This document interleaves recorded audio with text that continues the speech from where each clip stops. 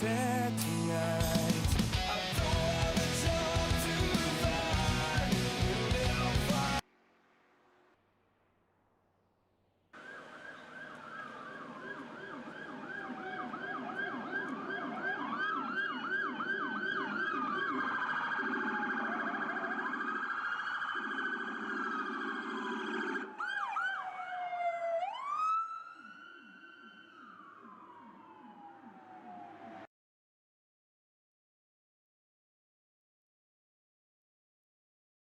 Oh, say, can you see by the dawn's early light what so proudly we hailed at the twilight's last gleaming, whose broad stripes and bright stars through the perilous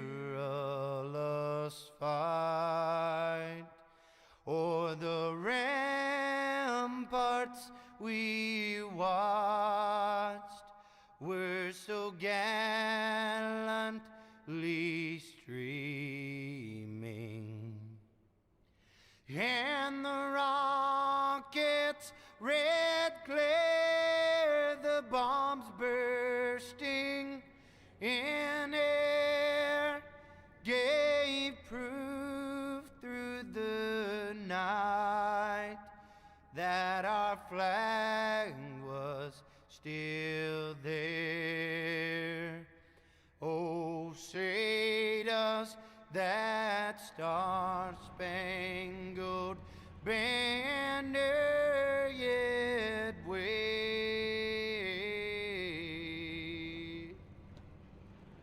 o'er the land of the free in the home of the brave?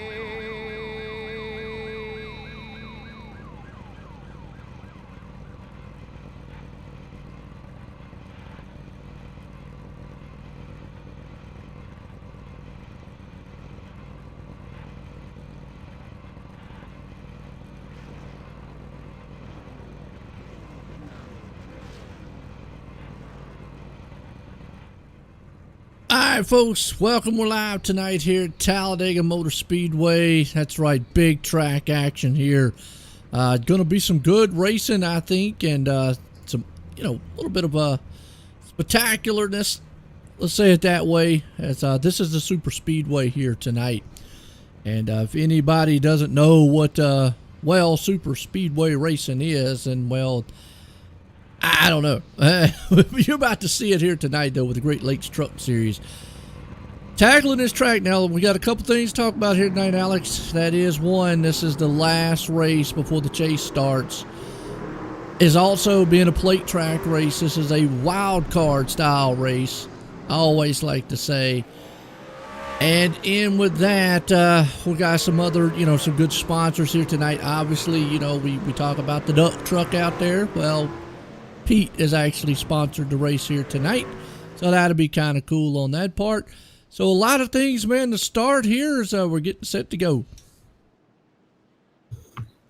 Yeah, Joe, I mean, you hit it right on the head, especially with the wild card little statement you made there. I mean, this is Talladega, and if you are just now learning about plate racing, you're going to learn here this evening, because Talladega is a different beast. I mean, this track is a monster. High speeds, big pack racing most of the time. Usually they have a big wreck. They call it the big one. That's a real life, though. Haven't really seen it on iRacing, as this is my first time being here at Talladega with you, Joe. So, but I mean, this is a 2.66 mile track, 33-degree banking turns. Like, this is just a wild ride here. So I'm pretty pumped to see what these guys got for us here. Absolutely. As we get set here to go green, folks, and I tell you what, we're going to bring it to the we call it to the green flag zone here tonight. We're going to call it the duck zone here. So that'll be kind of neat as we're getting set to go green flag racing at Talladega. These boys are pulling them out of turn number 4. Pace cars in. The duck truck green flag is about to fly here tonight at Talladega. Let's get set. We got a good field here. These guys now on this track, you got a little bit longer to go as the actual start-finish line in the start zone is right past the tri-ovals. Daytona, it's right before it. So it's a long march once that pace car gets, but nonetheless, let's get headed out here. It's quack time here. Green flag flies. We're racing at Talladega.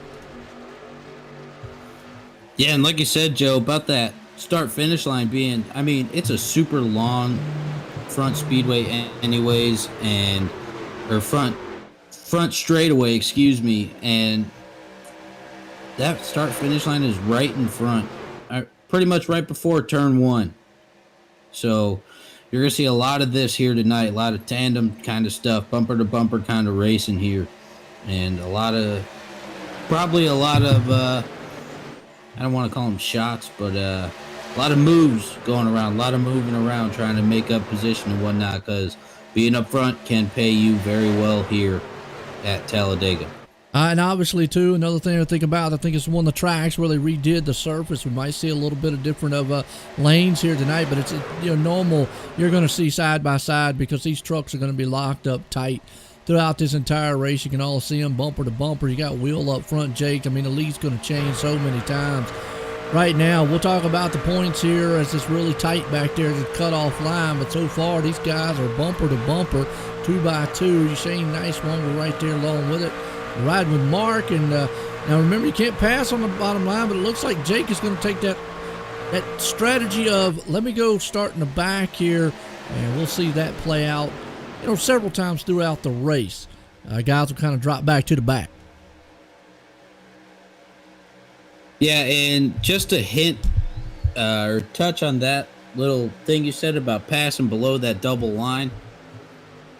It's different if you get forced down there. Usually they're a little bit more lenient given certain circumstances. It has to definitely be reviewed, and I'm not quite sure how they do it here on iRacing with the admins and all that jazz, but usually the rulings are pretty reasonable to my knowledge.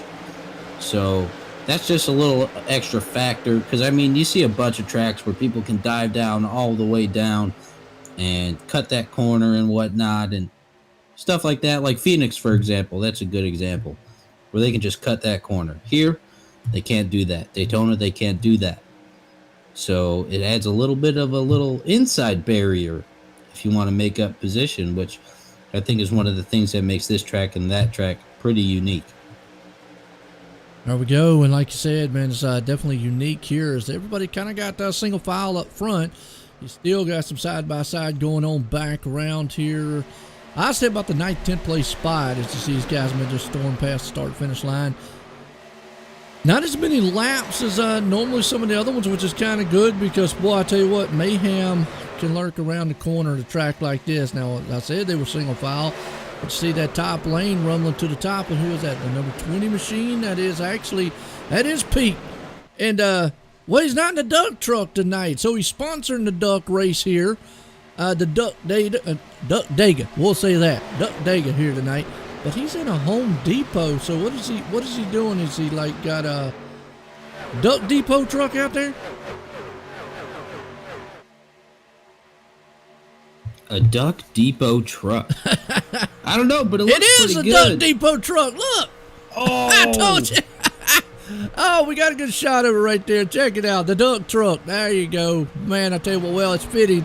Man sponsoring the race out front. It is a paint job to the Home Depot, so I just kind of put 2 and 2 together and went Duck Depot. I didn't even know how you made that thing up, and then you just panned right on it, and it was perfect. Perfect. It was, man. It was funny. Well, the paint job is actually, it does look like a throwback of what the Tony Stewart paint jobs of the day of what like the Home Depot machine, you know. And he's got 20 on it, so there you go. Well, that's his number, anyways, if I recollect. See, the man's got it all figured out tonight. There, I'm telling you. Yeah, I think he was holding this one in the bag. He was keeping it from us. Good surprise. He's out front leading right now. Like you said, Shane Nicewanger back here. He's tailgating the back end of R.J. Williams. We know that guy knows how to drive. It's just kind of the excitement you're going to see all night long here, folks. It's a lot of side-by-side. You might see some guys get up front. Now, I've noted before, your dancing partner is going to bring you to the party. Shane Nicewanger, and it looks like Mark Benda and the two are pushing the outside. My question is, Shane is pushing Mark to the front. Does Mark stay with Shane, or does he drop down? A lot of times, 9 times out of 10, they drop down. But I've always said this in a plate track, if you got a good push, I love being on the top side here. I'll be honest with you, Alex, because I'll show you in a minute why. Actually, I might be able to, if I can get a good in-car shot. We're riding here with Shane. Watch as you see right there, you know, he's on his back end. And all you really see once you get close is a big spoiler and a big back end. Going into the turns, you can kind of see that yellow line down there. So you can kind of see what's going on in your corner over there. Let me see, though. Right here's going to be a good shot. You see how narrow it is. You can't see hardly anything inside. But going into the turn, perfect example. Right there. If he was closed up on it, you see what he did? He hit that apron. Because you really can't see the entrance of the apron being down low. I've always just tended to like being up high because I could see that, and I don't clip that apron because right there's a perfect shot. You can see once you're locked up that back bumper, all you see is that big spoiling back bumper.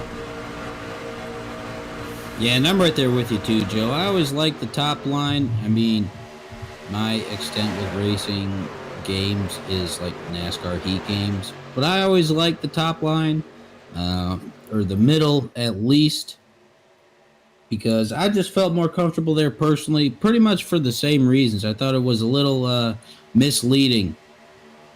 Excuse me. If you're behind a car, or a truck in this case, drafting into the turn like that, and you can't really see much in front of you once you got that face full of back end of the vehicle in front of you. So I'm right there with you, man. I always like the top line. There's Jake Miller coming back right back up to the front from where he was in the back. Maybe he's just testing himself a little bit because these guys are 3 wide coming in. Yeah, almost 4 wide. But this is pretty much what you see here. This is plate racing. And it's awesome. Like you said, 3 wide. They can hold this for a while. Never mind. Oh, man, Jake right there went around. He got down into Pete. There's another one of these tracks where cautions doesn't play because if you get so far off the track, you're okay. But, man, I tell you what, Pete was able to keep going. Well, let me see if I can get a shot. I'll go back here for a second, folks, and see.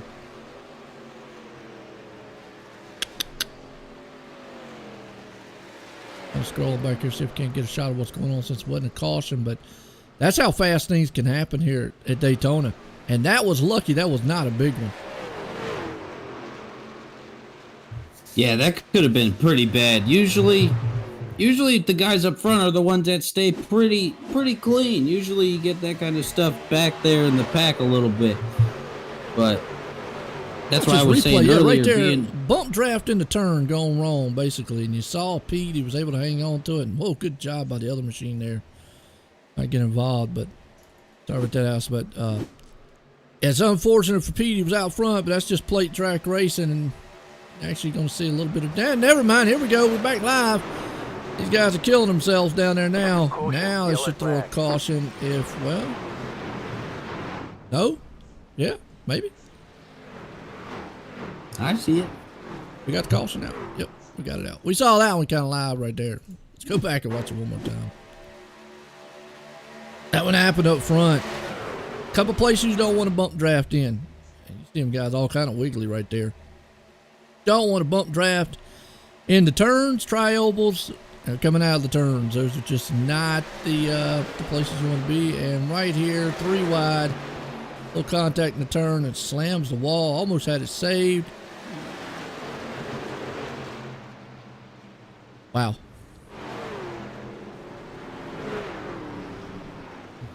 And that's just the kind of gnarly stuff that you can see at a track like this. And pretty much, I guess you could say, same drafting, quote unquote, scenario as pretty much as Daytona. I mean, you don't want to be locked up in the turns, really. You like to do that definitely on the back stretch and here and there on the front stretch, because that tri-oval can be a little dicey.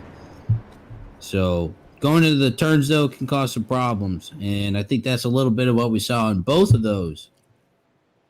So, yeah, it is. That's just kind of the stuff that these guys need to keep in mind a little bit. These guys do a great job as it is. You could see throughout the entirety of the race from the different angles we got. You'll see exactly what I was saying, how they'll be up on the bumpers for that back stretch, front stretch kind of stuff, and they'll back off just a tad in the turns because it could spell disaster. Yeah, no doubt.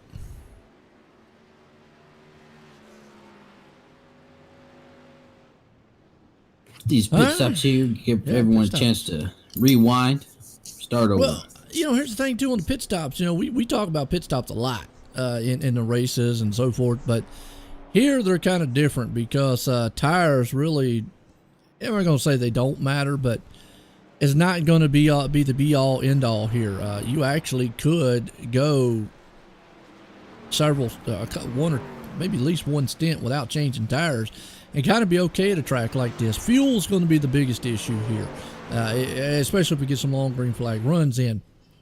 Tires, you actually could take 2 tires here throughout the whole entire race and really be good. The right side tires usually can hold up pretty much a whole entire race, especially 65 laps here. So I don't think tires are going to be the issue. And normally we would say then would be track position, but no, track position really. I have seen guys win this place, obviously from the pole, from the back. I've seen guys start 2 laps down and win the race. So it's not impossible to just come from anywhere here. And that's why I call this race such a wild card style race. Even qualifying, I've always said, yeah, it's great to sit up front, but you could start anywhere here and bring a truck. That's why you always sometimes see first time winners at plate track races. Yeah, and like you said again, Joe, about the wild card factor. We'll call it the wild card factor. Or I'll call it the wild card factor at least. But you never know what you're going to expect. Because like you said, you've seen it, I've seen it. You could start from anywhere and become a winner here. That's just how the track rolls pretty much. You get guys that are really good at these types of races and making it happen at these tracks, like obviously me being an Earnhardt fan, Dale Earnhardt getting it done. 10 different victories here. Dale Jr. getting a large amount himself. I think I don't know his exact number, but he's got quite a few here at this track too. But this is always the most exciting racing for me. Personally, I always love super speedway racing, just like this, Daytona, all that jazz. I think it's awesome. So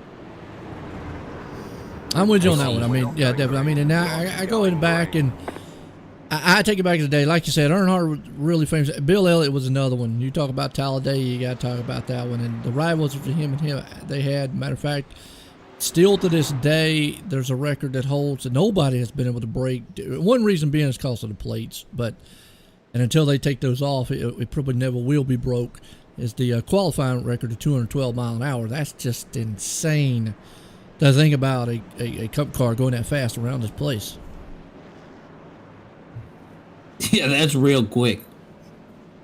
that is mad fast. Oh, I remember. I don't know when it was. 10 years ago, 12 years ago, something like that, where they started bringing the plates back, and these guys were flying around here in tandem. What, close to 208, 209 or something in tandem in the Cup cars? Well, that was even with the plates then, because the aerodynamics was getting so good that they had to put a bigger or smaller plate on them to slow them down. So they were getting back up there even with the plates back then because of the aerodynamics and the horsepower. Because remember, they used to run about 800 horses here. Now they only run the 550 package, which these trucks are a little bit different. The trucks, I think they still run 7, 8. Bad thing about the truck is, as well, it's a truck. It's like a rolling brick, so it can't cut through the air like a Cup car or Xfinity car or something like that could. But yeah, you're right. Back then, I mean, they were, and then they had to put bigger plates on to slow them back down again. So now they're back down to, I think they might in a draft be able to hit. Maybe they might be able to hit the 200 mark. I think 198, something like that. Not sure what they did here this past Daytona. I can't remember. But I think it's around that area. But yeah, back in the day, man, and I know it's impressive though the speeds they were doing back in the day there, Alex. Because you got to look, those cars back then weren't aerodynamically sound. Yeah, there you go, sound. Yeah, and they were heavy, and they were just a handful to get around the track. So my hat's off to guys like you said, Earnhardt, Elliott's, and all those guys back in the day that motored them things around a track like this. So my question for you, Joe, is what are we running 3 caution laps here? They actually took down, it used to be, I think about 5, I believe, around this place. There's a couple things they did several builds back. One, they slowed down the pace, pit pace. So the pace car out there not going quite as fast as it used to, and that really can slow down. But I think they took a lap off. I think it's 4 laps that they do around here. And the bad thing about Talladega, and there's really just nothing you can do, is it could take upwards almost 8 minutes to do a qualifying, or not qualifying, but a caution with all the laps. That's the only part about the plate tracks that are bad. I guess if you could come up with one bad thing is the cautions are long, and but other than that, yeah. So yeah, they did. That's why it takes so long for them too. I think it used to be 65 mile an hour around here on pace speed. They brought it down to 55, I believe it is. Has been several builds ago, but you'll see right here as we're getting set back to the duck restart zone here tonight as we're getting set to go back green. And you'll see the pace car comes off. The biggest thing between this track, Daytona, we talked about, is where the start finish line is. It's way past the tri-oval. So even when the pace car goes, these guys have got a long march to go. Getting set here. We're here tonight for the duck Dega. Unfortunately, the duck truck out there got involved in one of the incidents early on. Green flag flies. We're back at it again at Talladega. Yeah, just imagine that long stretch from when the pace car pulls off to when you can actually go. The level of patience these guys got to have, because I know me, I'm super impatient. Yeah, and the dog agrees. Apollo says, yeah. He does. He's enjoying all the racing out here. And right now, we'll see if that incident right there calms these guys down just a little bit. The thing about it is with the trucks, it's aggravating because you're right there on top of each other. You can already see one truck jumping out. I'm not sure quite who that is. But it's just so aggravating as a driver. You're right there. You're tucked up behind. That's actually Justin Benda. But you're tucked up behind somebody, and it's just, you're like, man, I want to go around them, but you got to be patient, and patience can work out for you there. Got a ways to go. You can't win it on the first lap. Not even close, especially at this track. Driving a nice, easy, patient way, kind of like you were just saying. I think that's the way to go for the pretty much the entirety of this race, man. Yeah, on Elliot Twitch right there, comments. RJ Williams, man. Elliot's commenting on YouTube saying, "Let me in the booth." Let you in the booth. Do I want a celebrity? You're bored. A celebrity. Man, I hear you. Says he's a celebrity. Who said he's What's a up? celebrity? Elliot says he's a celebrity. I guess he's a celebrity. He works for the NASCAR dudes. He wants to come up here, he can come up here, that's fine. I think, yeah, I think I that let him makes the talk for a cut. while. I talk all the time anyways. Yeah, get a little insider action. See what he's got to say. We'll let him talk. We'll see how good he is in the booth. How's that? Let's see. I don't even see him in the list, man. I don't either. He's out there. You got to come in the Discord, man. We can't talk to you in the YouTube, man. Oh, I see him now. Yeah. He's up in Hangout 1. Oh, he's up. Oh, okay. Well, he knows how to get down here. Bobby Carter. Yeah, we remember old Bobby Carter. There you go. Well, while we're waiting on Elliot, let's go over a little bit on the point situation here, because this is also the last race before the chase starts. And from 8th on back here, this is kind of how we're looking, because pretty much everybody above that part's kind of locked in to the playoffs. Gavin Fitzgerald sits with a 28 lead, sitting at 8th. 9th place, Ty Akins is right there. You got Frederick Crimmins in 10th, Sam Hoff in 11th, Peter, which is Pete Truck, which just now had problems, so could be in danger being knocked out of the playoffs just by what happened right there. So he's going to have to hope he can capitalize. And he's tied with old William Barb, which we'll look and see where he's at here. And Christopher Heller sits in 14th there. Andrew Lutz is on the cutoff there of 15th. Now, here's the thing, though. Actually, Andrew Lutz is going to be kicked back one, because Philip Bedford sitting in 17th. He is locked in with a win. Here's where it gets kind of weird with the math. Brandon Burkuski sits 4 points out from Andrew Lutz in 16th spot. And Philip is already locked in 17th. So you've got to take one of those positions away. So between Andrew and basically it puts Brandon pretty much still outside looking in. So Andrew would be the one on the cutoff line there, and Brandon would have to do. So the guy in trouble right now, unfortunately, has got to be Pete. And let's see where Pete is, because he's back in 30-some position on pit road. And right now, if I get everything right here for you folks, I mean, I know it's going to be it's not going to be official, but Pete sits 12th. He's only 7 points ahead of Andrew and all them, if I'm reading how this is right. So with 30-some trucks out here tonight, yeah, and with Andrew sitting right now in 14th, 15th place spot, right there, Andrew in the Burger King machine. He's got a Whopper out there. I'm hungry. Yeah, it's going to be interesting. Looks like he's going to take the tack and kind of just drop back and ride for a little bit. But yeah, this points is probably by the end of this night, it's going to be really tight. And unfortunate for Pete there, that wreck early on could hurt him. Now William Barb is tied with him. He sits in 25th.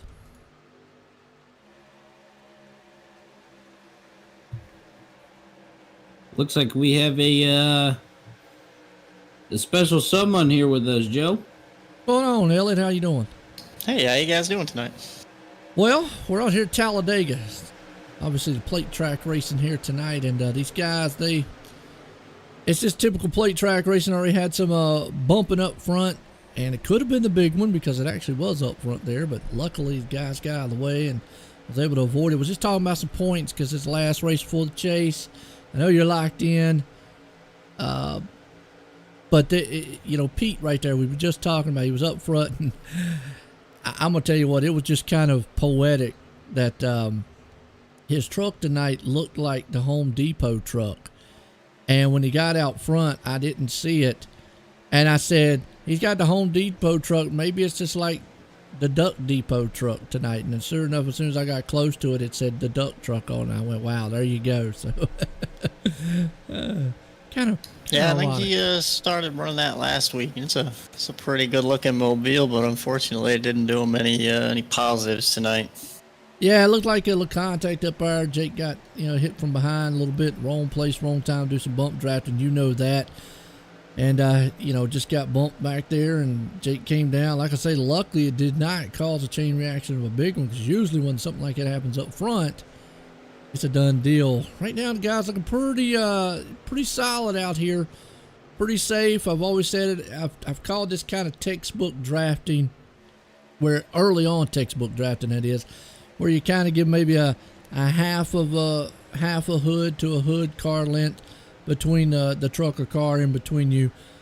Maybe down the straightaway you give them a little bump, but yeah, you can see right there going into the turns. That's about what you want to do. You there's some danger zones in those turns and tri-ovals. Tell you what, that outside lane's rolling. Barkowski's gonna split him, and here he comes in that Dale truck. What you think there, Alice? Man, that's the truck. I have tissues. He got the He is to the lead currently. He's gone now, so Dale truck to the lead. You got it. Look good. Don't want to get too far out there, because you know what's going to happen. Those guys will pretty much just reel him back in like they're out there fishing. Right there, you said we'll see that high lane come in. Maybe you can answer a question here for us too, Elliot. I know a lot of the tracks got changed up to the multi-groove type of dynamic surface. Was Talladega one of them? I don't think they really altered it. I know that they changed a lot with the aero package though, so there is a lot more side draft that's prevalent here. So if you got 2 or 3 trucks up front, they can kind of work off each other and side draft a lot more. But I don't think there was any real change to the actual surface of the track. The outside line has just always kind of been dominant, because the inside line just checks up so much that the outside line can stay hooked up a little bit better. Plus, with that side draft now, the outside can really roll well and stick it down on their quarter panels and just kind of roll that outside real nice and smooth. That's right. And I heard some of the guys talking about too was it takes more than one truck or one car. You really got to have help to suck up on somebody now. Which is almost kind of like real drafting, so you really got to be patient behind the person, or trust the person behind you to be able to push or pull you to the front. So I remember him saying something about that. Some guys were happy about it, some not so much, because it does have change your driving style, so to speak. And I mean, a good shot right here showing is Shane Nicewonger right there. It looks like he's pushing Mark Benda, and they kind of stalled out a little bit. Now they're moving to the front there, but yeah, I think it's like we were saying, it's going to take more than one truck to get up front. Might need some help. Yeah, the trucks have always kind of been like that, because they're pushing through such a big hole of air, being a truck, that you need really 2 or 3 of them to really make some ground. And again, you can see that inside lane just checks up too much, and the outside's coming now, and they're going to get to the lead here, at least side by side with them pretty soon. So they're definitely moving up there, but it takes a bunch of them to make it happen. You sure can't go up there with just 2 guys and make it happen. You're going to need at least 3, 4, 5 guys packed up nice and easy if there is a line of trucks on the bottom. But there's some good racing going on here just between the two lanes, and I'm sure we're getting close to the halfway point. They're starting to try to go 3 wide here and make some moves. Yeah, that's what I'm saying. So, Alex, what do you think about it so far? I'm just giddy up here, Joe. I mean, I love plate track racing, so this is the kind of stuff that I like to watch, and seeing how using those different viewpoints that we've been going through pretty much, man, and seeing kind of like like you were saying about the drafting and textbook drafting and Yellow's out. all that hubba-labab, whatever we want to call it, but and there's a caution. Yeah, and I think unfortunately that might involve Pete again. As it said, he went off track. I don't know if it was actually him that was up top right there. So I'm going to go on the replay here and just ride with him and see. Then he went off track, him and Marshall Harris. It would appear that he did the due diligence of Oh! got into the 19 and then went mowing. He thinks he's at a Home Depot. Got to do some landscaping. I believe that's a little bit of payback from the initial contact that happened when he was trying to take the lead. I don't know. That's not the way to do it, though. You know that. Now, look, you're sponsoring a race, man. You don't want to do that. Whatnot, but all right. Well, under caution, and I know Alex was asking about how the caution laps are. I was telling him how they readjusted a lot of that. That's the one thing I hate about. Well, I don't want to say hate. That's a hard word to say, but one thing I dislike about on the plate tracks are the cautions. And I know it aggravates the drivers because at tracks like this, it takes so long to get around, and plus they slowed down the pace speed, and I never understood why they did that. Why did they do that? I'm not sure. I always thought it was 70, and now it's like changed to 55, I think, or That's 60. yeah, so it was like, yeah, it was at one time. As I saw, I thought it was 65, 70, like you said, and now it's down to like 55 or something. And I never understood why they did that. It makes no sense to have, because obviously the difference between this track and obviously Daytona is where the start-finish line is. Start-finish line here is past Tri-Oval. Start-finish line Daytona is right there in the Tri-Oval right before it. So you've got that, as soon as the pace car goes off, you've got that long march to the line, which I guess, and I'm not sure in this league, I guess they could go as soon as the pace car goes in. Can they do that here? Yeah, as soon as pace car pulls off, they're able to go. I think it's as long as you don't beat the pace car to them hitting pit road. Like, you can't be ahead of them as the green flag comes out, but because the green flag comes out past that tri-oval area, I mean, the pace car's well down pit road at that point, so it's not even an issue. But you don't really want to launch early here, because if you do that, you're just going to get, run over by the pack. So most, the smarter people, I'll say, will typically wait for the green flag and try to time it pretty well. Okay. But if you try to jump it, you might think you're doing yourself a solid, but you're going to go backwards as soon as a backstretch comes up, and you're either going to be blocking everyone and causing a wreck, or you're going to get passed by the whole field, because they're not going to give you a spot in. Yeah, I got you on that one. And that's the one of the things we've seen that in real life and on virtual world here is you get too far out anytime, they're just going to reel you back in. And so we'll have to see how that plays out. About the only time I'd say that you might want to do that's on the final lap or green, white checker, and maybe hope that you can get away far enough or hold them off like you said. But usually it doesn't end very well. As we're in the caution here tonight for the Great Lakes Truck Series.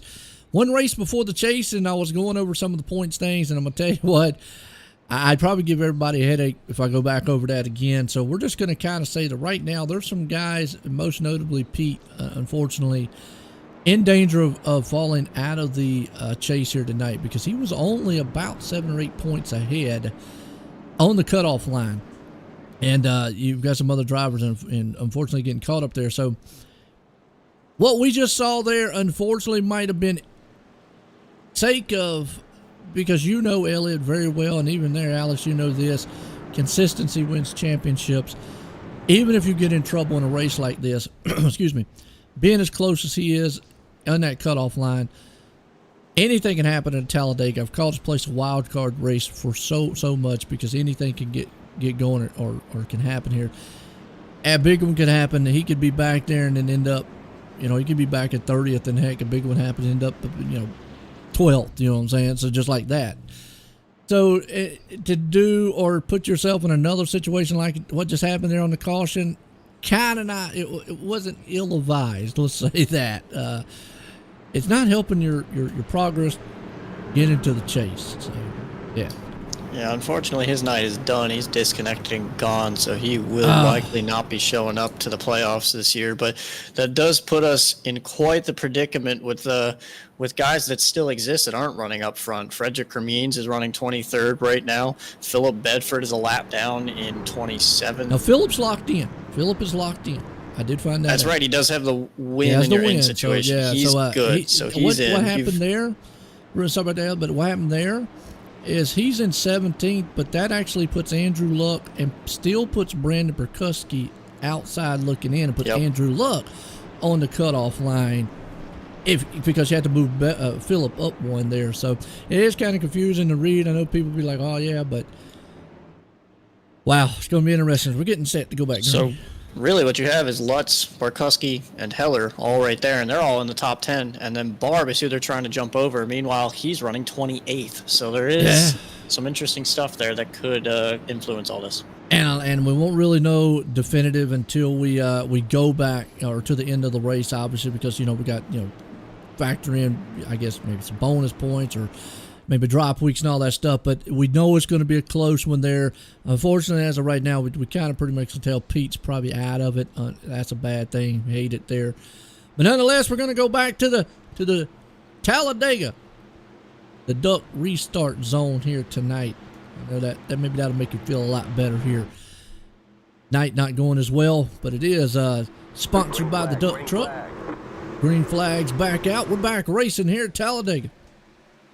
And that's what I'm afraid of, is that jump that Mark Benda got. Now you've got two teammates up there. Those are my guys, Shane and Ty, on the outside lane. I'm expecting them to stay hooked up here, and you'll watch down the backstretch when I believe that's Will Reichert back there in about third spot, second car on the inside line. He's going to get up to Mark. He's not going to have anywhere to go. He's going to get boxed in, and these guys are just going to freight train the outside and probably both clear Mark. Shane will at least get down. Ty's going to be left out, and now they're all going to shuffle. But you can see what Mark jumping ahead did to the momentum of all the trucks around.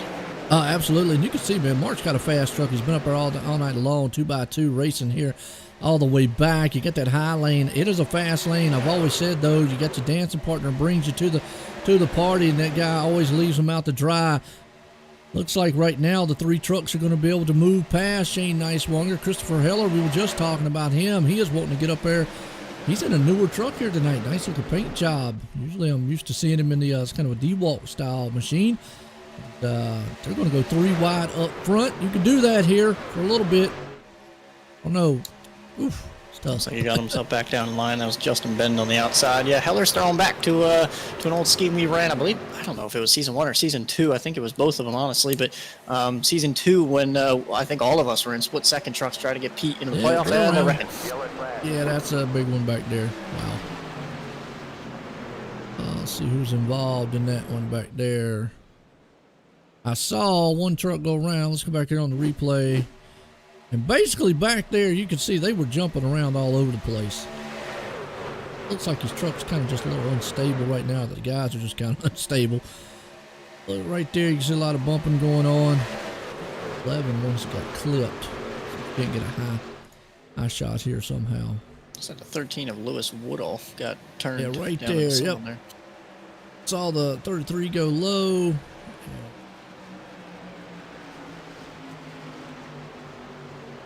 Who else it was? Phillip made it through. I think that's the 33 car. Yeah, the green one. Yeah, trying to find his number here on iRacing. Sometimes the numbers don't match, and aggravating. There it is, Nathan Nixon. All right, let's go back and watch it one more time here from his view, because he was right there in the middle of it. Unfortunately. Looks like from that replay, a bump gone wrong from Jeff to Nixon sent Jeff up into Lewis. And that's what I've said all night is just bump drafting in the turn. Of course, kind of went down low. Yeah, bump draft right there. And then unfortunately, 33 almost had it. I got the wall there. Good job, man. Heads up by everybody out there, because that could have been a huge one.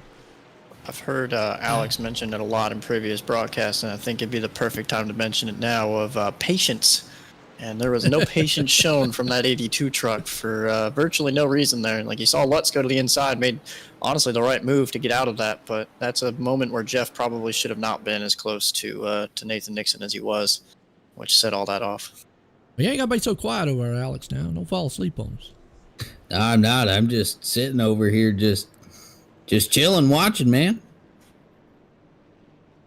Well, and I got to agree with Elliot right there. At this track, patience is a huge thing, but it is aggravating as a driver. I've raced it. It's been a while since I have, and you sit back there, you follow.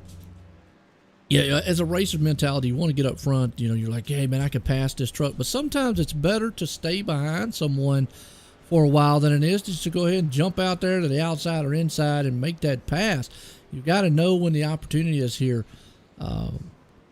I've said this a couple times.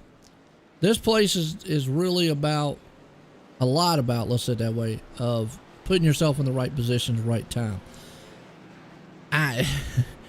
Now again, I have drivers that yell at me after I say this one is I don't particularly say this track is as skilled based as a lot of the other tracks, and what I say about that is throttle control, braking, cetera, all that stuff, or strategy. Like I said, it's more of putting yourself in the right place at the right time, because you're holding on a lot of the time. I mean, that's especially in this truck. Sometimes you're just wide open, and there's nothing you can do.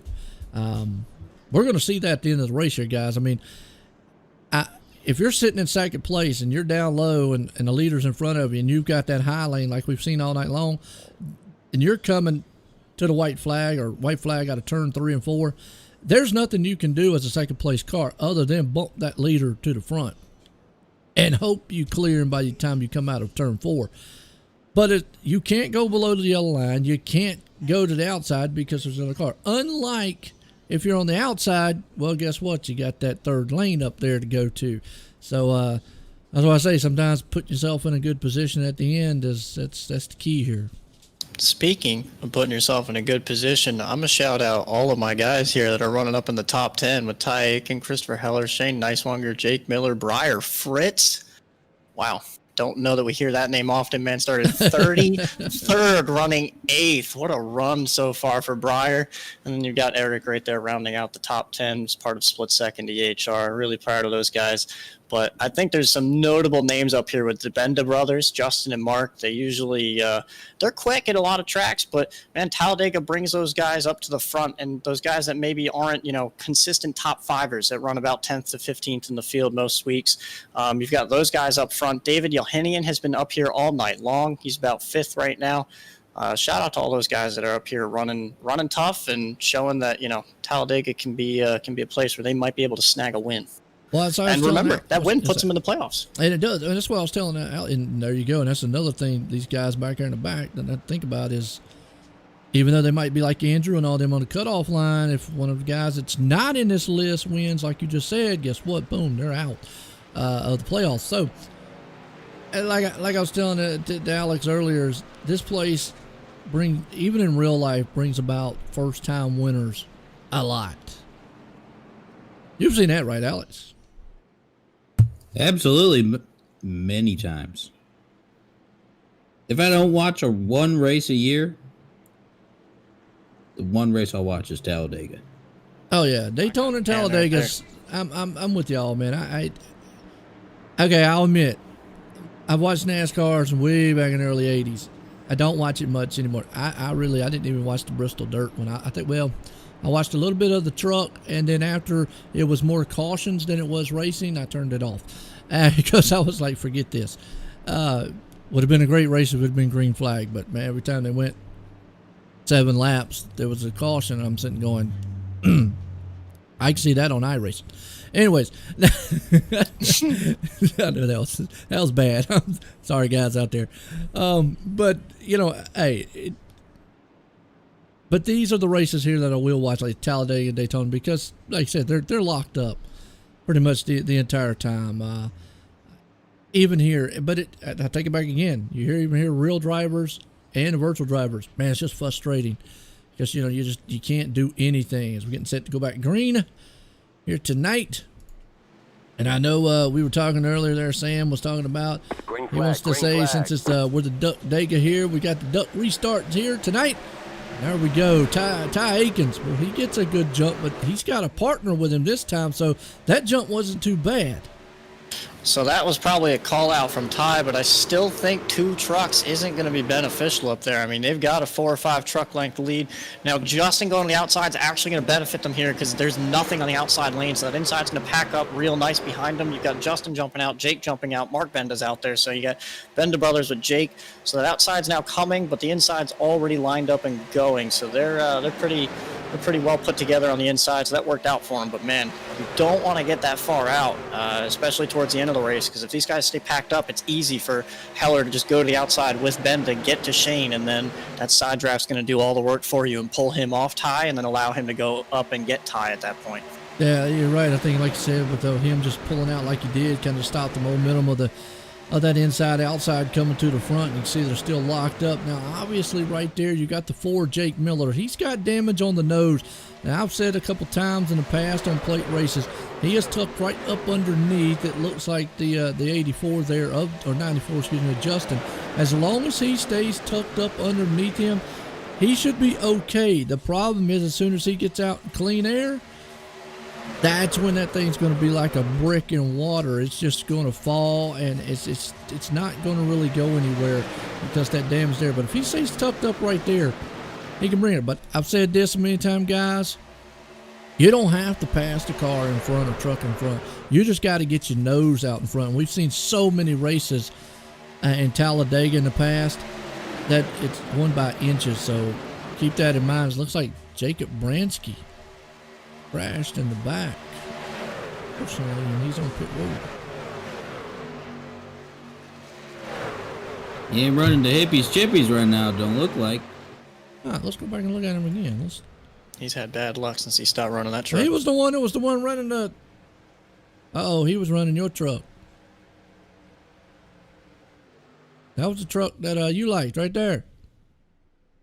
Let's see what he did. Let's go back on the replay. And he crashed. What happened to him here? Oh, okay, look, there's still contact another going one wrong. out Good there. night. Oh my goodness! Well, now that's typical Earnhardt fashion at Talladega. Right there you go. Good night. And I'm surprised I did not throw a caution. Elliot, I am surprised. Let's go back and watch that one more time, but I am surprised that did not throw. I know with him going off track, but that's just wild right there. And so somebody up in the stratosphere. Yeah, somebody call Brandon, make sure he's still alive or whatever. He didn't fall out. It's good. Now look at that thing flip all over the place. But I'm surprised when is he's already in the playoffs. Surprised though here again that when that thing went up the track, the caution didn't trigger. So maybe he wasn't on the track, so it didn't need to do it. Yeah, right there. Well, but as soon as he stopped right there, normally you would think, yeah, that's strange. Yeah, that one's, and you know what? You know, and I know, Elliot, a lot, and I've talked about it with Alex up here several times. Now we got a caution now. So, yeah, there was a massive pile up at the front of the field. Yeah, let me go back here. While we were watching that one, folks, looks like it was involved with Will. Sam was involved, unfortunately. Yep, right there, the 6 is Sam. Ouch. Well, that's not good for Sam because Sam was another guy tight on points, I believe. He was 11th, right in front of Pete. So if he's out, that's not going to be good for him. He's right there 3 wide. He's in that 17 machine, excuse me, not 3. He's up top. Pretty good. It might have happened in front of him here, but let's see. Oh, yeah, just guys got a little wiggly. Yeah, nowhere to go. Yeah. Thing's smoking. Usually when it's smoking, that's not a good sign. Could be done for the night. Pretty much, if it's smoking, he is done for the night. So that's Sam was involved. William, Richard. Is it Richard? Rickard? Will Reichert. Will Reichert. Okay, Reichert? I don't know. I'm not sure, if I'm being honest. I've only seen him about once or twice this season. I got you. And Brandon Berkuski is another one. Uh-oh, Brandon. Wow, and he's one that, we were just talking about him?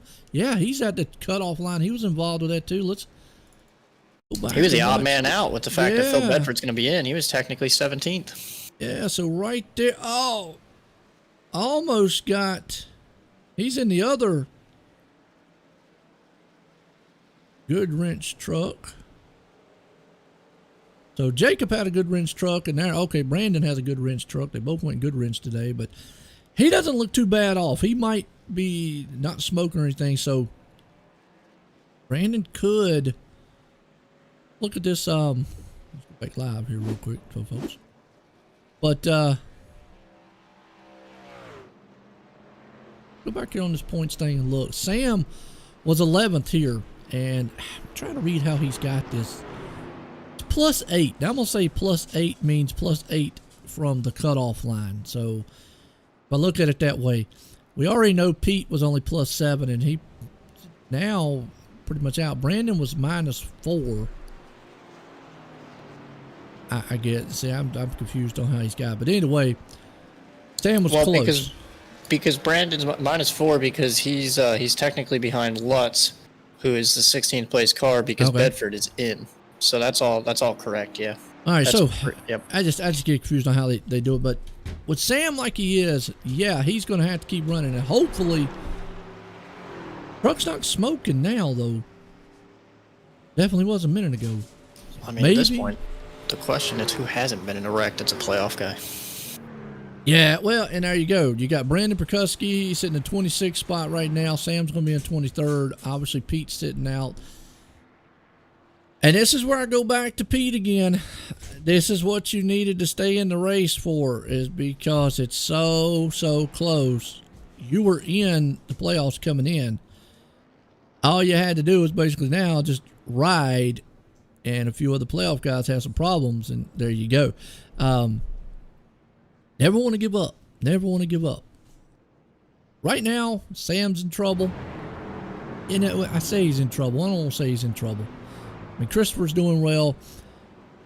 Really, actually, Sam might be okay, because now with Brandon involved in that wreck, Aaron is the only other one who was way back that could leapfrog up there and get into the playoffs. So Sam might still be okay.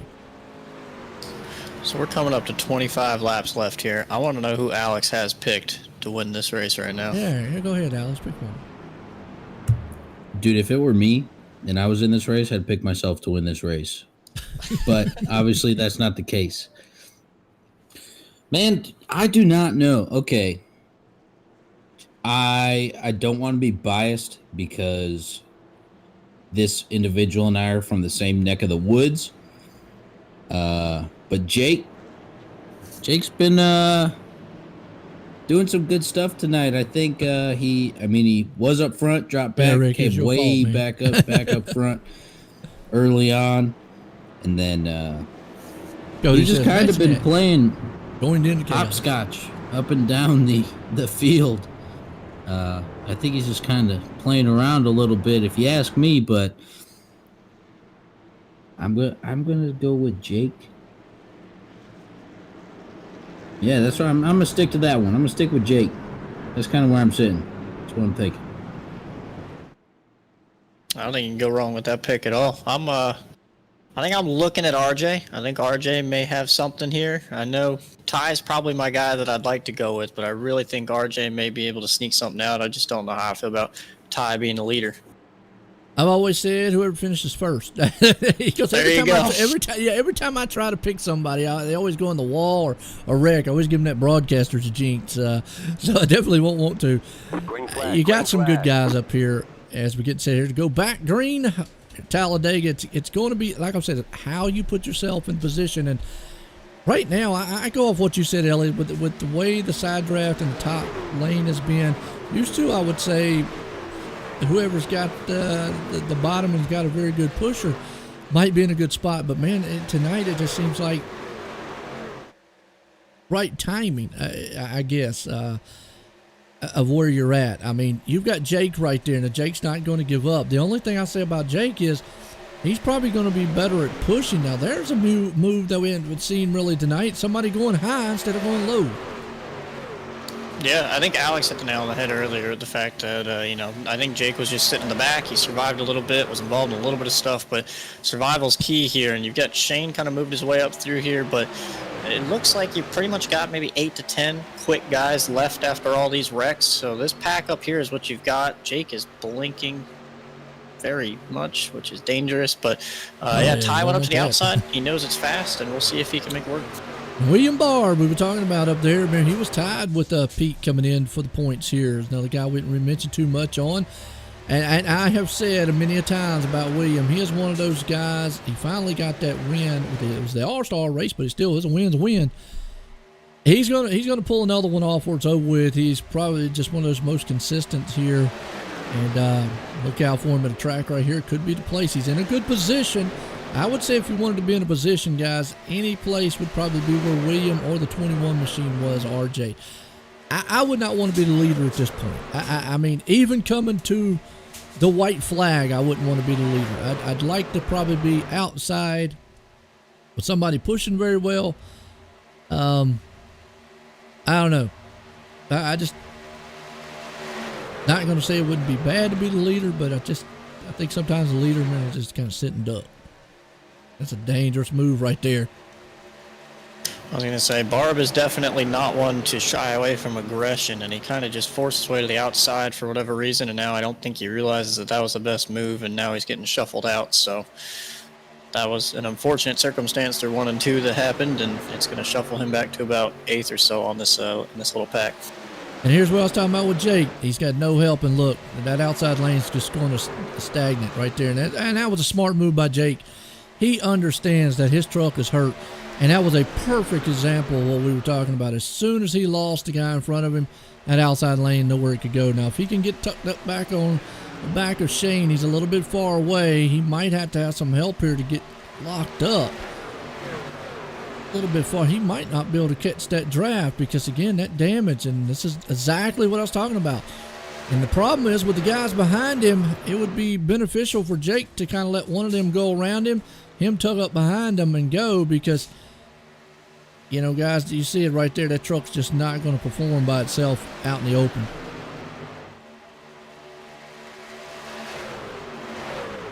Yeah, you got Lewis trying it, but he didn't really have anybody to go with. It looks like as long as they're stacked up behind Jake, he's okay, but he definitely is suffering from some front-end damage, and whoever's pushing him there, I think it's Chris White, is going to have to stay glued to him, which means you're going to have to watch those temps for a few laps. But if he can get him up to Shane, he'll be all right.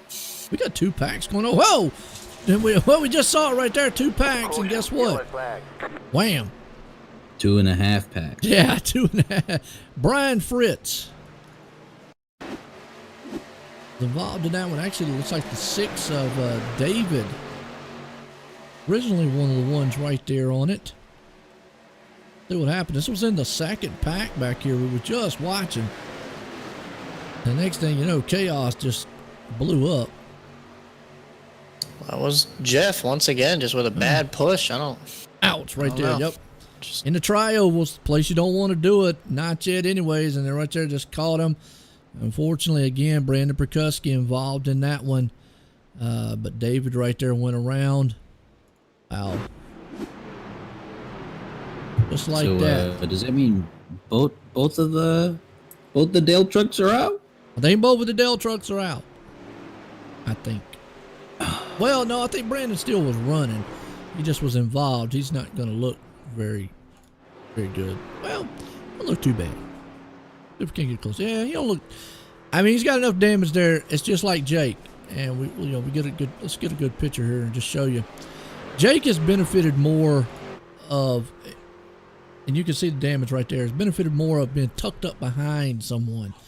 As long as he stays, now this caution will help Jake because he was losing ground. And as long as he stays tucked up behind someone, I think he's okay. It's not going to count him out to not win this race. If he can put himself in the right position and get a shove to the front. But it's going to take somebody with a massive push, I think. I don't know what you guys think, to get him a bumper or so in front of the leader. Enough. And it's going to happen.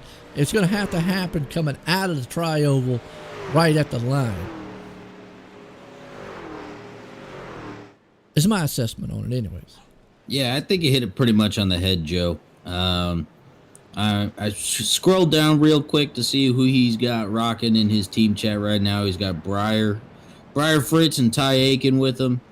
Ty's been up front with them. I mean, You know Ty's going to want to win. You know that. yeah. But see, here's the thing. If Jake, let's say, knows he can't get out front there, that's a good point there, Alex. Teamwork. I mean, I'm all for team Work motors makes out the dream there. work. Yeah, I'm all for the team. That's why you have teams out there. And this is a track that's built for teams. If Jake understands, hey, look, my truck's just not going to perform, and Ty's in front of me, well, then why not I push him to the lead and push him to the win, and we go 1-2. I'd rather be 1-2 than me be, 10th or something because I tried to go on the outside and I fell back. So that's a good point.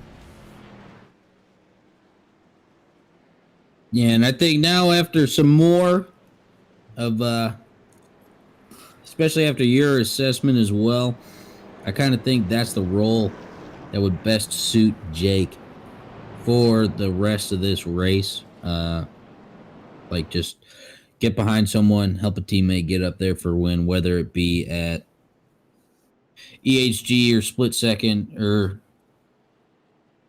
I think that's kind of where I don't know if he realizes it, but Don't get me wrong, he wants to win. Now, Jake, obviously, he's a competitor. He wants to win that out. And if we flip the reverse on, or if we flip the script on the reverse side, if Ty's behind him, and they can get a good enough shove, by all means, do it. So, what do you think, Elliot? Because I know that's your teammates out there. So, what do you think the play would be if those two are locked up with each other? Tell you what, it's weird for me to be pulling the Dale Jr. situation and watching this as a team owner and just praying that they don't all wreck. But I've already seen some of my teammates get wrecked here so far. So, Talladega, man. yeah, I'd like to imagine that they stay hooked up with each other and don't try anything. It was interesting to me to see Andrew Lutz, Gavin Fitzgerald, and Christopher Heller all stay out. So that puts another one up there with Chris. So they've got three guys up there in the top 5 or so. So, I mean, I'd like to imagine if they just stay hooked up with each other, they can make it work. But, it's Talladega, and they're all going to make moves. The biggest thing about these guys that they need to remember is Heller's not in the playoffs. Ty and Shane are ultimately locked in. They don't need to worry about anything. So I'd like to imagine as a team owner that they'd at least let Chris try to work his way through there and make sure that he can get a solid finish and just make sure he's locked in. But I got to imagine they're going to try to stay as hooked together as possible to get themselves clear of Lutz and Gavin here, because if I know one thing about old Ty and Shane, it's that they want to be ahead of Lutz and Gavin. So we'll have to see what they can do. But I think Heller's kind of the oddball here of him and Lutz actually are both kind of close to that cutoff, and they need to solidly finish this one out. And they don't need wins, but they need to be up there to make sure that they are good to go. So it'll be interesting to see what these two do as far as aggression goes. Now, Heller is in the playoffs, isn't he? He is not locked. Him and Lutz are both 14th and 15th, so technically 15th and 16th. And Heller was only 3 points up. Okay. And neither Andrew of them Lutz, have wins. though, is another one up here we're talking about now. Yep. Remember, Andrew, comes in, he's on that cutoff, so I mean, don't count him out. He's right there. I like his Burger King machine out there. So they got the Whopper Mobile. But don't count him out. I mean, that's the thing about this race, man, guys, is you can't count any of these drivers out. And even looking at Sam right there, I mean, as long as that motor's okay and you know what? They got fast fixes, don't they? I think they had one fast fix. They got to. So, yeah, never mind. That's why that truck is looking like it is. So, I take it back to don't ever give up. When you think your race is going bad, don't ever give up. I'm all for, and I understand the old argument of fast fix versus no fast fix. I prefer the no because it's more realistic. I get why they do it, but then again, you also can bring out now I can be a lot more aggressive because I know I've got the fast fix to lean on. So you can sit here all night long back and forth on it, but it has benefited Sam here so far. So they definitely don't count him out. I mean, you can't count him out. And I'm wondering though why Jake would not have used his then, because that damage came at the first of the race. Interesting. Yeah, you know what? Maybe he accidentally used it from a prior, because if you bump hard enough in the corner, it may give you some damage, and you may accidentally use it on the first pit stop. Yeah, so, hey, something interesting to see. If maybe we get another caution, we get a word with him. As we're getting set here for the duck restart here tonight for the duck truck. Daytona, or Daytona, excuse me, Talladega. Got ahead of myself there on that one. Talladega, one race before the chase starts here, the Great Lakes Cup Truck Series tonight. I'm just messing up all over the place here. And if you want some Cup action, yes, we do the Great Lakes Cup Series on Saturday, so definitely tune into that one. If Andrew Lutz gets a good jump, and there it is, Elliott. You talked about it. I think he got a little bit too far. If that high lane can get hooked up, but the low line's going to catch him before the high lane is there. But yeah, he got a little bit too far out. Well, Shane did what I didn't anticipate him doing. I thought he'd drop down behind Ty in front of Barb if he had the chance, but he just stayed glued to Gavin. The outside's definitely going to clear Lutz here. You can see why you don't get that jump, but it was weird to me that Shane didn't drop low, but I think it benefits him either way. I think Heller's, again, the oddball out here because Ty's going to stay on the outside, and now Heller's going to get freight trained from the outside until that inside closes up. But, yeah, you can see what that run outside did. Now Lutz went from leading to third. So you want to kind of drag brake and make sure that you don't get 2 or 3 car lengths out in front of someone, or that's exactly what happens. Now he's in probably a worse spot than he was before. Yeah, really didn't hurt Lutz too bad. I mean, he fell right there to second, so right behind Christopher Heller, who is out front. You got Ty right there along with it, William Barb, Gavin. So you've got a who's who here at the Great Lakes Truck Series. Everybody's still 2x2 and a big pack. You still got Jake and Lewis Woodell. There he goes. He's up to 9th. Yeah, don't count out Lewis. He got turned halfway through this race. He's back up there in the top 10, so I don't know if it was a fast fix or just speed, but a lot of these guys that weren't up front are right back up there, so it's interesting. See, earlier right there, I was talking about it. I see these trucks just bouncing around so much out there. I don't know. Been a while since I've been on the plate track. They just look like they're just awful unstable. Andrew's going to say, you know what? Y'all guys can have it up for right now.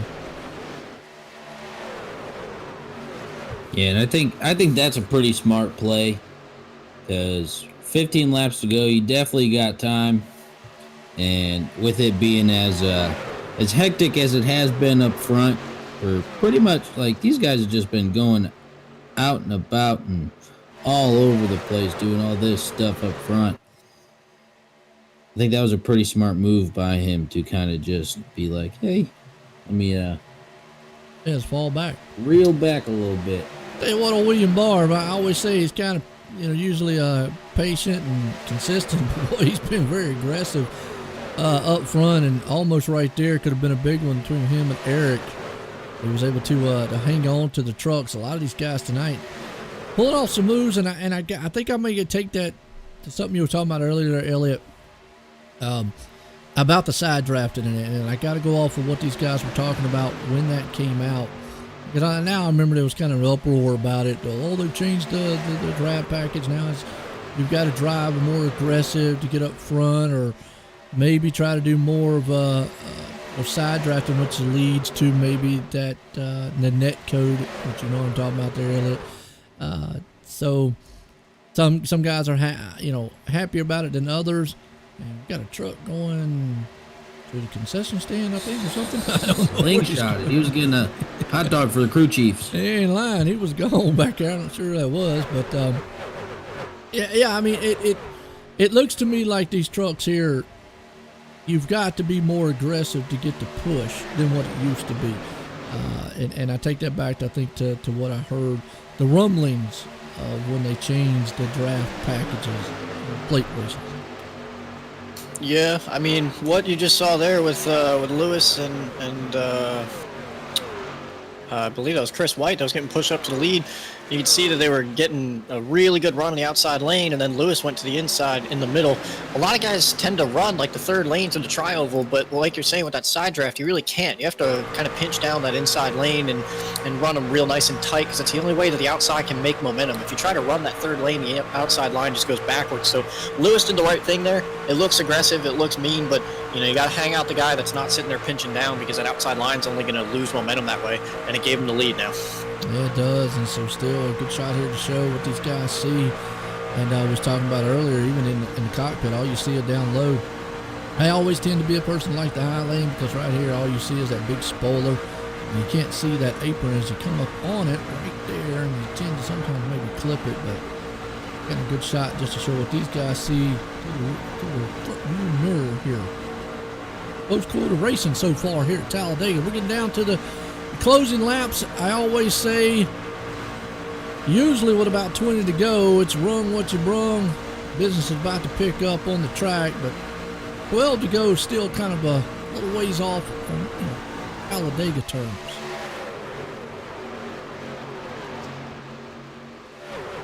Yeah, and I'll take that. I'll take that back to what I referenced earlier about that Earnhardt win coming from 17th and 3.5 laps. He took the lead coming into the last lap. Oh yeah, it's doable. And I got you saw Jake Andrew right Lutt's there. back there. Yeah, I saw Jake just pull out and fall back. Now I think Jake is not mistaken. He's locked into the chase. I believe he is. Yep. Okay. That might have been a strategy move on him. He probably understands that he's not. If it gets to where a situation where he's in front on that top lane and nobody's in front of him, he's going to hurt the top lane more than anything. Maybe he understands that these guys are racing to get into the chase, and I just don't have the truck that's going to perform. If that is the case, hats off to him for that, but that's just good sportsmanship and to understand that, look, my truck's not performing. I would be more of a hindrance up front. I mean, we already talked about the scenarios that would put him out there to win, but he's going to have everything play out. And again, but then we didn't really talk about the fact of if he got caught, let's say up there where the Pepsi truck is, well, then he's going to be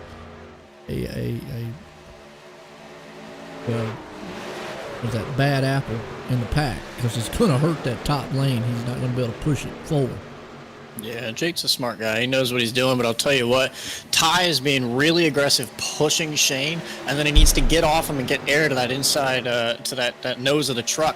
And what he's doing is he's lifting off of him, going middle lane, kind of pushing the outside lane up. It's not a bad move, but what happens is Heller gets a push from Barb and gets really close to Ty on corner exit, and it stacks up that whole inside lane, and now we've got the outside lane coming back. The 49 and 71 were working really well together, but I think that's actually hurting them in the long run if Ty can't really stay hooked up to him. And now Eric's to the back of Lewis, and they're side by side for the lead. Yeah, side by side, 2x2, all the way down the stretch here. You said Shane's out front by a nose or car length, coming up on some lap cars, and you're right out there. RIP the Dale truck. Unfortunately, they're not having a good night tonight. But yeah, if he can get that push, if Lewis actually is the one pushing. Excuse me, no, Lewis is outside. My bad. You're right. Ty right there's the one pushing Shane. And if he's wanting to push him enough to maybe Ty might jump up to that high lane there if he gets past Shane. But at what point? I said it earlier, you want to actually stay behind a guy for a while. Got to make that move at the right time. And I think right now might be a little bit earlier. Right there, he might have had the clear lane to go. I think he needs to keep pushing Shane like he is. Yeah, that's the only move he really has at this point, but it needs to be made, 1 or 2 to go. Well, never mind. It looks like he's about doing it now, but yeah, he's there now. But I think he's also getting to the point where he's probably overheating with how close he is to Shane. But the big thing is they're being really aggressive right now with this pushing. Shane's been all over the track. We've seen the M&M's truck. I think that's Jeff back there getting sent around a little bit. So they're all pushing real hard all the way back through this pack. So it may just be a matter of time until we get ourselves a green white checker. Absolutely, and that's one time about you got the 13 up there, Lewis. The biggest thing with him also is he's got a good pusher behind him there, Eric Kemp. Eric, with the push he's getting, remember Lewis doesn't have to, he doesn't have to pass Shane. We've seen this many a times, a lot of times. They come to the line, and Lewis just has to get that nose out front of Shane right now. And as long as Ty is back there, and I think Ty, again, if it comes to the last lap, turn out of turn 4, there's nothing that Ty can do. Now at that right there, he can. And I don't know if that's, he thought about it. But that's going to hurt momentum right there, what he did. Wow. That was risky. Yeah, that was pretty risky business right there, Joe. But I feel like we talk about William Barb a lot when it comes to consistency. And, I mean, he fits it perfectly. And someone who I remember bringing up pretty frequently throughout the season so far was Shane. Feel like Shane's that quiet little fly on the wall that that's kind of squeezing past and getting all this stuff done kind of behind the scenes. Because, I mean, he's got great stats for this season. He just hasn't secured that win yet. Who knows? Maybe it comes tonight. But Shane has been very consistent throughout the entirety of this season as well. And I don't know how he's going to go about keeping that truck up front with Ty and Chris behind him like that. Because those are some sister teams, teammates. No, I think they're sister teams. Because I think Ty is on Elliott Henderson Racing, and then Shane and Chris are on split second, to my knowledge, if I remember correctly. But we got the team owner here, so You're correct. And I'll tell you. You're very right with Shane too. He's the second guy when it comes to top tens. No one else has more top tens than him, except that 37 truck that's not out here tonight. So he is Bobby Carter, Mr. Consistent. Yeah, and we'll see if he can get that win done tonight. I tell you what, too, and you look up here, as the laps are winding down here at Talladega, it's almost like a storm's brewing. These guys are very jumpy, very aggressive up front, beating and banging on each other there, making moves. One wrong move, you can already see how stable a lot of things are. One wrong move, one wrong bump in the turn can send these guys around and can almost wipe that whole top pack off right there. Man, I'm so scared that Shane is going to get turned by Ty here. That is just all I'm focused on, because Ty has not come off of his rear bumper for the last 8 they're laps. teammates? Are they teammates? Oh, yeah, they are teammates, but they are not in the same Discord channel. Okay, I take that back, and I take that too. If you're a teammate, and you can see a 3, oh man, I tell you, I get a little nervous. Oh, Jake's around. Oh, Eric blocked the field, and Nick got Jake turned. Eric wanted to go up in that third lane, but it was too late to happen, and we're going to get that green-white checkered we wanted. Wow. Well, let's go watch that again. We watched a little bit live there as it kind of transpired. They were almost 3 and 4 wide. And again, you see a little damage. So basically, the high lane was getting a little bit, hung up a little. And Jake was right there. They were pushing pretty good, though, to the top. And Eric, wrong time. Eric just got up there and made the wrong time. Just a little momentum there, and just kind of just an accordion effect, so to speak. It's, I love Eric. It's decisiveness, though, man. If you're going to go up there, you got to put your truck in front of him and say, I'm here, and there's nothing you can do about it. Yeah, He did that halfway up, and there was enough room for them to go 4 wide if Jeff wanted to take them there, and, he just wasn't decisive enough to really go up there and say, this is where I'm putting my truck.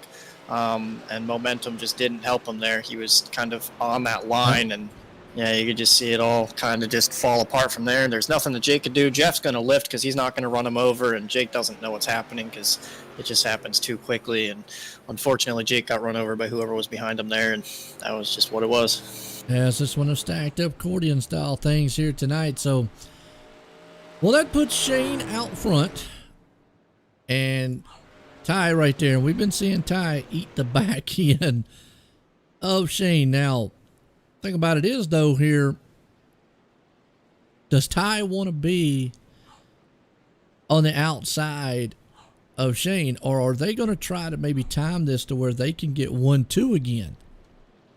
Well, you've got Heller, who's going to restart 4th. So I think what you're going to see here is Shane's going to pick the outside, and they're going to time it to where Heller and Shane can potentially clear Ty and put Ty either in 3rd or 2nd, and then leave Lewis and Barb out to dry. That's what I would assume, but, I know Shane also really desperately wants to win, and I would not blame him to go to the bottom and not give a count to his 2 buddies here and try to win it for himself, because the other hard thing is Ty is not in the same channel as Shane, so Shane can tell Chris what he wants to do. Ty's not going to have a clue, so it may benefit Shane to pick the outside lane here, have Chris line up behind him, give Chris a count. Ty will never know it. Those 2 will be able to hopefully clear him on the outside, and Ty will just have to hope that Lewis can push him back around. So where's Ty at? Ty is part of EHR, so we're not allowed to, we can't put all 10 guys in one Discord anymore. We have to split, so There's a split-second Discord with Heller, Nicewanger, Eric Kep, and Jeff Johnson right now, and then EHR has Breyer, Jake, Tyler, and Ty. But now there's a little secret, though, we need to give out, and I don't think I've ever mentioned this to Alex, because Elliot knows about it, though.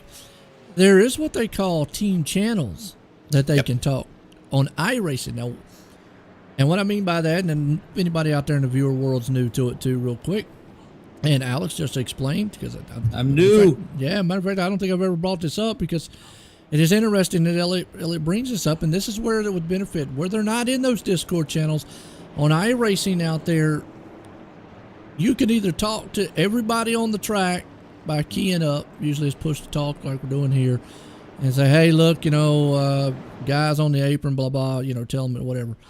Or you can set an own team channel. So you can set your own channel that all your guys on your teams only know, and as soon as you key up on that, they hear you. So even though like Elliot's talking, they might not be in the Discord, let's not forget they still have a way of communicating with each other out there to be able to say, okay, look, now, do they have that set up?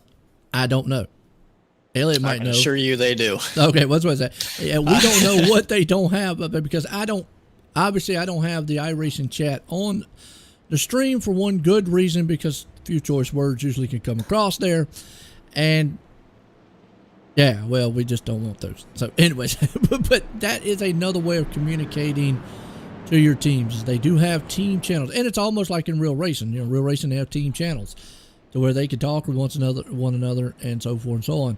Especially tracks like this. So even though Elliot was alluding to it might not be in the same Discord, and it looks like those are going to take the same thing that you were talking about right there. He's going to take high, but they still have a way of communicating. Now it's going to be a question of who does Shane want to have behind him.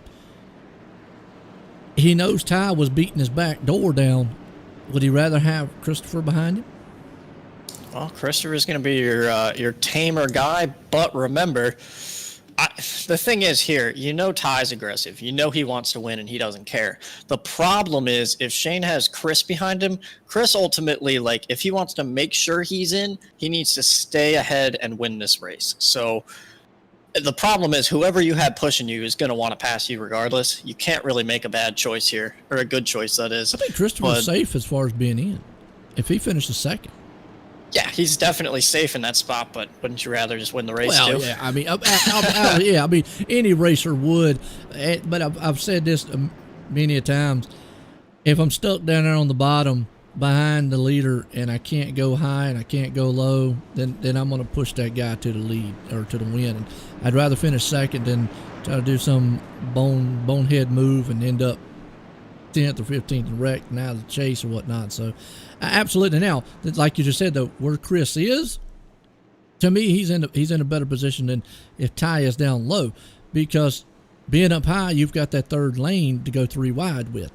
Being down low, you're just kind of stuck, especially if you're side by side with someone. Because you can't go below the yellow line. I think Chris is absolutely in the best spot here. He's got Daniel Nanny behind him. Nanny is no issue pushing. That guy can drive, so he's got no issue there. What he needs is Shane to get real comfortable and go down to the bottom and block Ty, and then Heller's got that outside, and if he can get the push from Nanny, I think he can drive around both of them. I think Heller's in the catbird seat right now. Well, we're about to find out as the pace car's off, and we'll see how our assessment comes out about all this. We get set maybe hopefully for the final time here for the Duck Restart here tonight, Talladega Great Lake Truck Series. And Shane does get a jump there with Christopher. So those two trucks are going to try to look like they're going to clear. And Ty's going to get up there. Well, no. Wow, Christopher was unable to clear Ty. That's going to hurt. Yeah, unfortunately for Chris, though. But I'm not sure why Chris didn't just dive down. He had the opening there.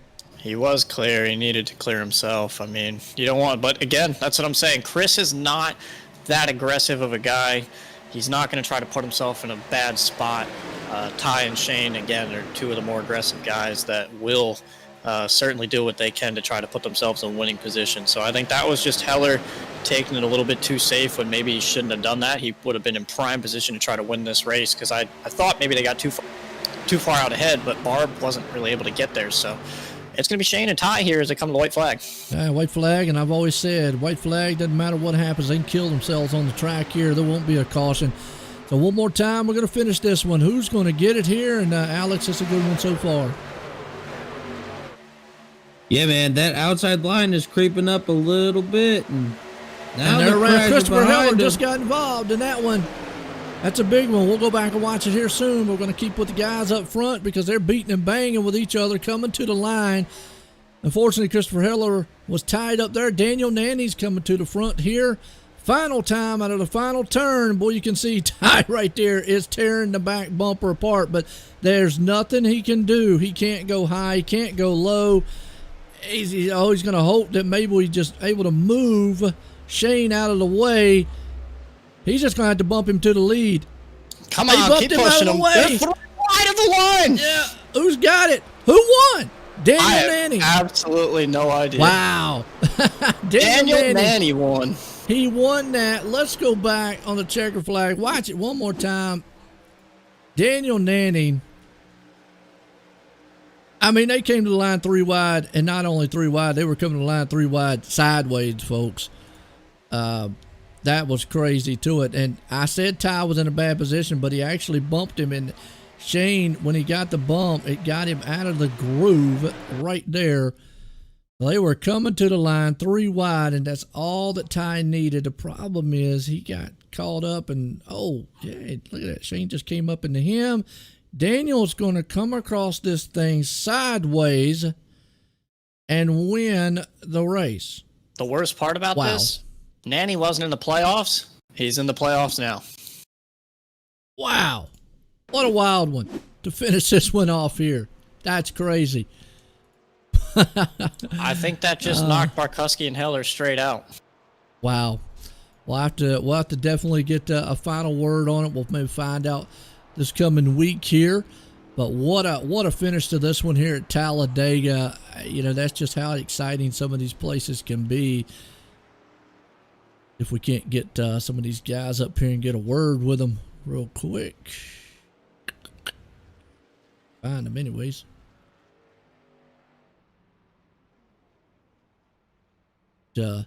Daniel Nanny, man, what a comeback there.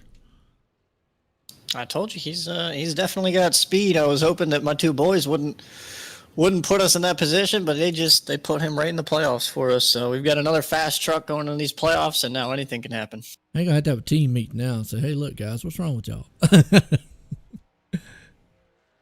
Yeah, I said I didn't want to pull the Dale Jr. approach and have to watch this, and now I watched it to the bitter end, and now I know how Dale Jr. feels on any given weekend.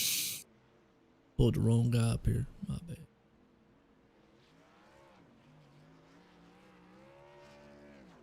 Yo, I am still blown.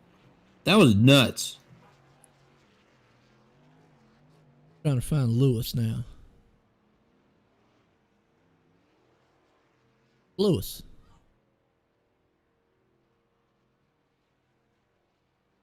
Ty finished 3rd. I need Lewis. Trying to find him in here.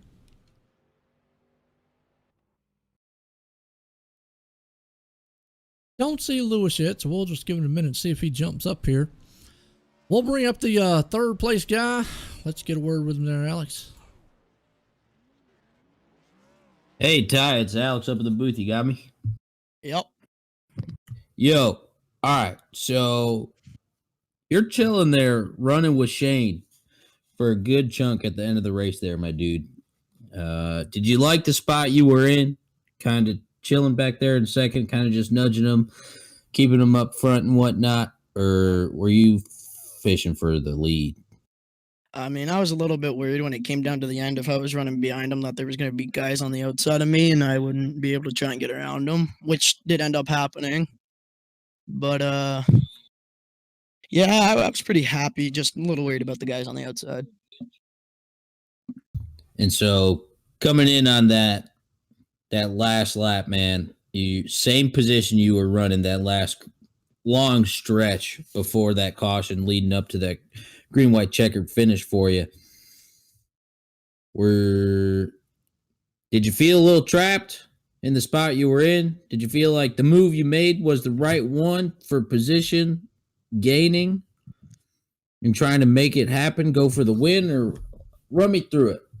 Yeah, I mean, at the end, I knew I was going to try and go for the win. I mean, I think we all would have, even teammates or not. But I mean, yeah, when Shane went to the apron there, I tried to get around him, then he came back up into me. I feel like if he didn't do that, I may have had a chance to get Daniel. But hey, Hey, at least you guys finished in style, sliding across sideways, man. I ain't never seen that. I mean, it's kind of like, who was that? Carl Edwards running across the line a little bit. Yeah. But now, man, you had a pretty strong truck. You were chilling up at the front for a huge chunk of this race, my dude. Definitely weren't counting you out of contention at all. And I mean, you came in third place, dude. Anybody you want to give a shout out to? Thank for a pretty awesome race that you guys put on tonight. I mean, I think the person that I owe it to is probably Elliot Henderson for bringing me on. He can hear you. Two seasons ago now. That's helped me a lot, and to help me get these good finishes that I need to be able to make it in the playoffs, which I think I did. Well, man, like I was saying, dude, you were chilling up front, huge chunk of the race, man. Got a good finish to help pad yourself into the playoffs, which I'm not going to guarantee anything. I don't calculate the points, so I'm not going to tell you you're in or not. That's not part of where he left to. But anyways, good to have him up here with us.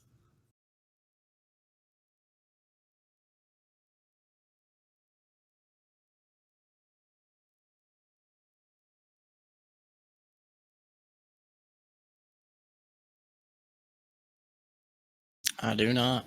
I don't think I've ever seen him in the chat.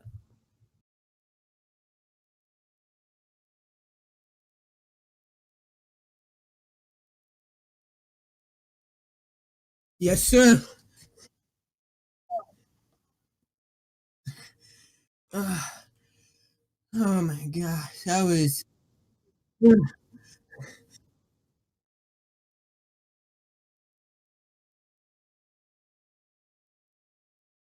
I don't know what happened, but holy crap! I didn't expect to win that. Oh my.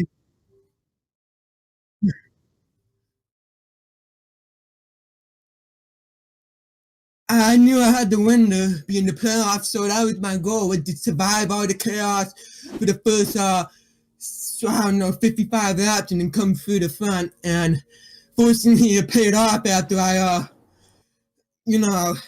avoided the wrecks that happened. And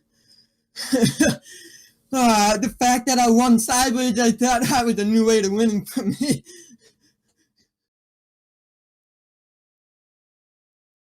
Dega before, and that's just a wild one to be able to come across the line sideways. Like I said, and then being the playoffs too. I mean, it's awesome to see. Matter of fact, I think it makes a back-to-back win for you, don't it? Yeah, I won. You won Bristol, didn't you? Yeah, I won in the Cup Series last Saturday, and I just You're won on a roll. right here. I tell you, like I say, you're on a roll. And Elliot was up here just talking about it. He says, man, I might have to have a talk with my team now because they just let another fast driver in the chase. We've seen you come on strong here late in the season, and now you got two back-to-back wins in both of the series here at the Great Lakes Cup Series and Truck Series. But how's it feel to win Talladega, and who you got to thank tonight? Oh man, I gotta thank my teammates. They really pushed me to the front. I think we were 3 by 3, like 3 of us in a row with the same paint teams at one point before that final caution.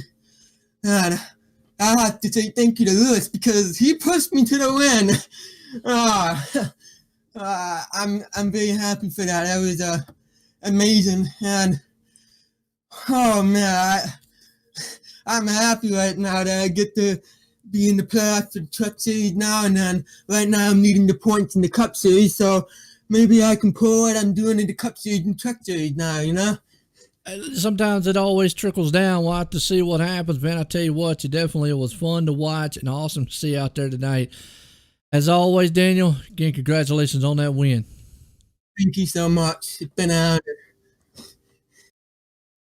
There we go. I mean, I'll tell you what, Daniel Nanny, and I've enjoyed talking to him. You can just hear the excitement in his voice, and the appreciation of here in the league. I mean, you can just hear it right there. It was awesome. And so, like we said, another guy in the chase there is definitely fast. Going to be interesting as the chase starts next week. A lot of great tracks coming up here in the Truck Series. Guys, got any final words on it? Nah, man. I mean, this was a super exciting race just in general, man. Seeing all the stuff happening. A couple wrecks here and there. Obviously, a sideways finish, which is pretty gnarly if you ask me, man. Awesome way to end the regular season, heading into the chase, get some point stuff moved around, and it looks like they ended up just posting it just now. So that should be apparently it's updated, but I mean, it was a great race, Did they update it? From what I see. Heller made it in. Peter Akimono and Brandon Barkuski are the two outliers here. So Pete actually would have been in despite that race if Nanny did not win tonight, but wow, unfortunately. Well, folks, I'll tell you what, I hope you enjoyed it. I mean, I don't know how much more excitement of a race we could have put on right there. These guys out there could have put on, because that was a thriller to the end there. So we start the chase coming in next week. For myself, everybody here at the Great Lake Truck Series, everyone have a good night.